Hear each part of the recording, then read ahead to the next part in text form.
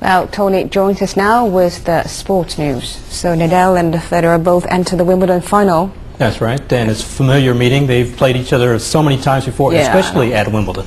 And we begin with tennis on the sports segment, and champion Roger Federer strolled into his 6th consecutive Wimbledon final, as well as setting up a 3rd straight Wimbledon final against Rafael Nadal. Both of them brushed aside their opponents in 3 straight sets. Facing Russia's Marat Safin in the semifinal, Roger Federer held his first 2 service games of love and broke Safin on his first service game. Then he wrapped up the set 6-3 with an unreturnable serve. The unseeded Russian warmed to his task in the 2nd set, taking it to a tiebreak. But Safin made an awful start as the world #1 raced into a 4-love lead. Safin did rally to pull one mini break back, but Federer converted his 2nd set point with an ace to win the tiebreak 7-3. The frustration was finally beginning to get to Safin, and he was handed a code violation for smashing his racket into his chair at the change of ends. Federer upped his game to break Safin and clinched the match after a long baseline rally, whipping a cross-court backhand which left the Russian flailing at an attempted return.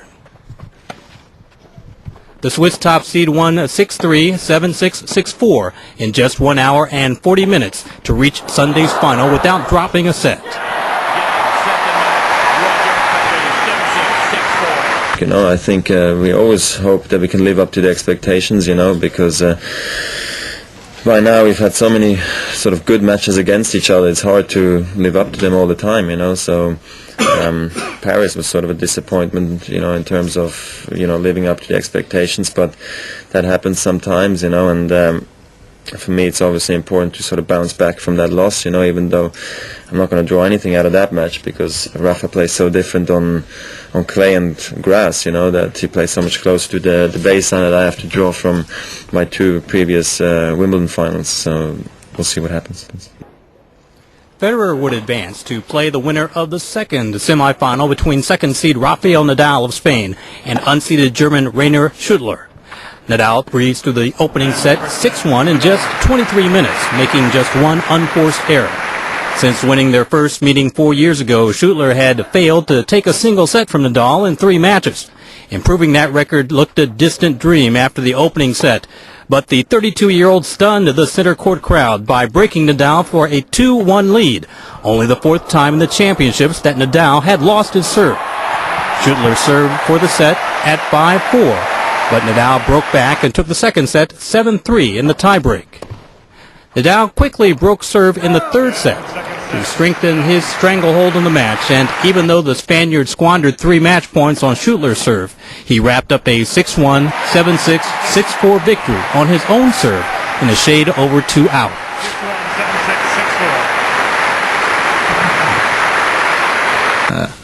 I think I did a very good tournament. Well, I think both. Roger and me, we did a very good tournament, and right now I just, well, always is tough play against Roger. At the same time, Roger, I think, it's tough play against me because we played a lot of times in a lot of important matches, and this is one more. No, I lost the last 2 times here, last 2 years, and this year I'm gonna try my best another time for try to win.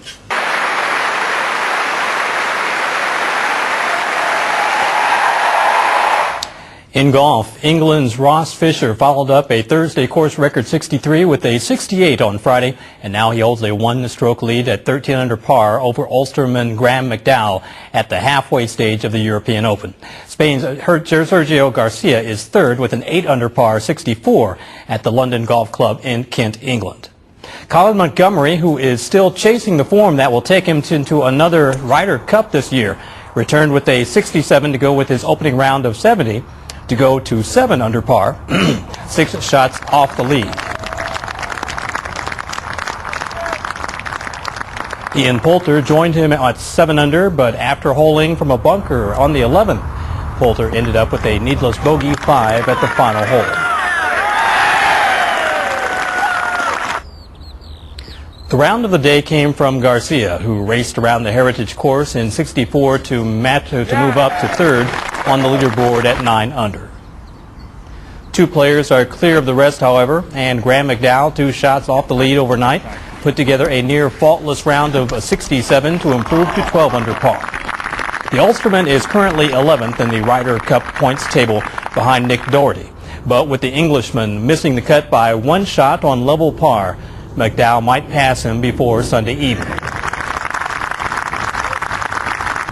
McDowell held the clubhouse lead for much of the afternoon, but was overtaken at the end by Ross Fisher, who added a 68 to his course record opening 63 to take back the lead with a birdie on the 18th. Fisher stands at 13 under at the halfway stage, not bad for a player who didn't bother with the practice round before he went out on Thursday morning. The Zimbabwe cricket team agreed to withdraw from next year's 2020 World Cup in England on Friday. But Cricket Zimbabwe managed to retain its status as a full member of the International Cricket Council in a compromise deal thrashed out at an ICC meeting in Dubai, United Arab Emirates.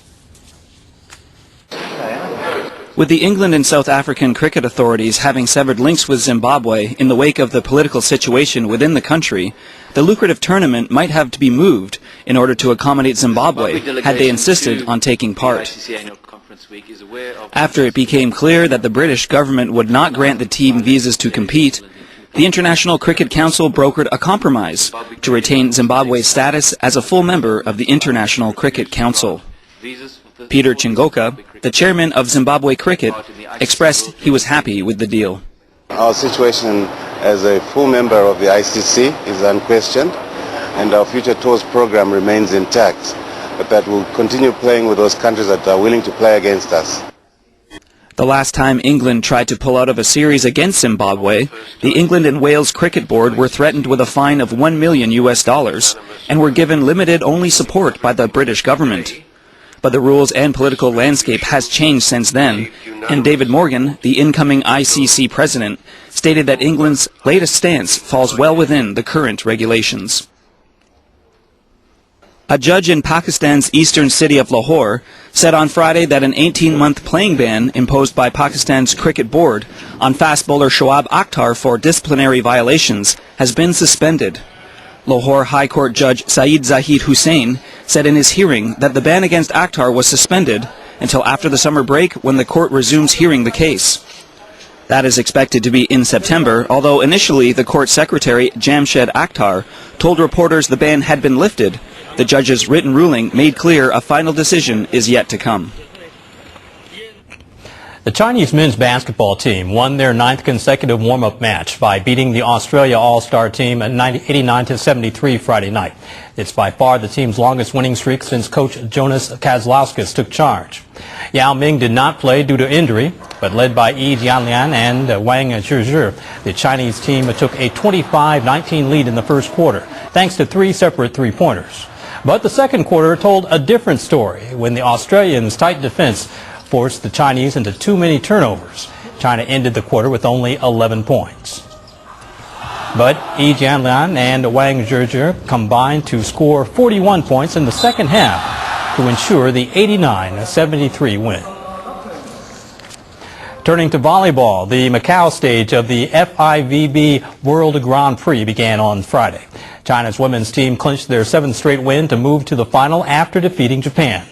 Friday's match was a good practice for both sides as China and Japan are pooled in the same group for the Beijing Olympics.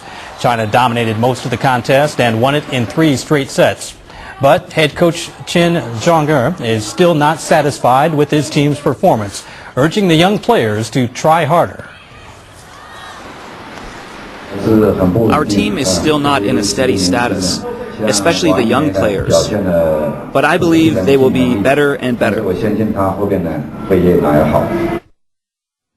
One of the United Kingdom's toughest endurance races, the Three Peaks Yacht Race, took place last weekend. Now in its 31st year, the 2008 race was won by Team Journeymaker in a time of 2 days, 18 hours and 19 minutes. That's not 29 minutes ahead of Eads Innovation and over 2 hours in front of Team Hazard Chase. Back in 1977, 2 inspired Welsh doctors invented an endurance race. the Three Peaks Yacht Race, a combination of match racing along the rugged west coast of Britain with cycling and running up the three highest peaks in England, Wales and